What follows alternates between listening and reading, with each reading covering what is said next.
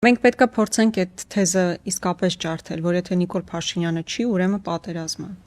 Իրանք այդ թեզը այնքան ակտիվ են տանում ու գիտեն, չէ, ինչ հասարակության հետ գործ ունեն։ Հետ պատերազմ տեսած, այդքան կորուստներ տեսած հասարակությանը, երբ որ մի հատ պատերազմի անուն է տալիս, մարդիկ իսկապես այդ էմոցիայի մեջ են մտնում ու ասում են, լավ, ինչ ուզում ա լինի, մենակ պատերազմ չլինի։ Ու իրանք այդ ֆոնը կարողանում են ինչ որ ձևով ստեղծել, բայց ես հույս ունեմ, որ մեզ հիմա այսօր լսողները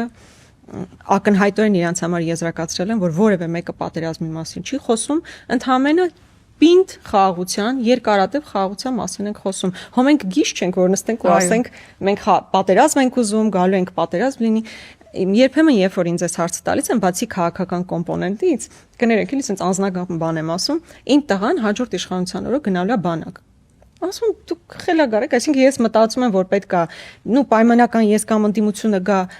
մաս լինեն իշխանության ու պատերազմ լինի, իմ տղան էլ գնա պատերազմ, ով է ցանկանում նման բան։ Որպես անձնական շահագրգռվածություն, հա, որպես մայր, որպես քաղաքական գործիչ, որպես ուղղակի քաղաքացի, ոնց կարող է մարդ ուզենա պատերազմ լինել, խեն գժանոց է։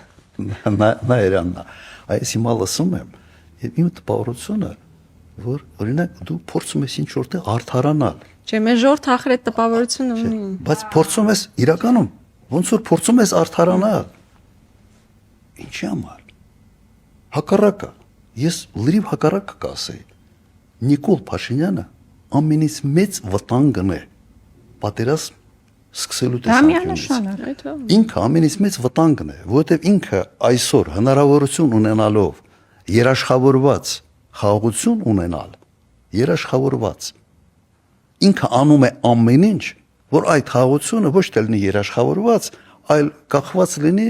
Իլհամ Ալիևի տրամադրությունից։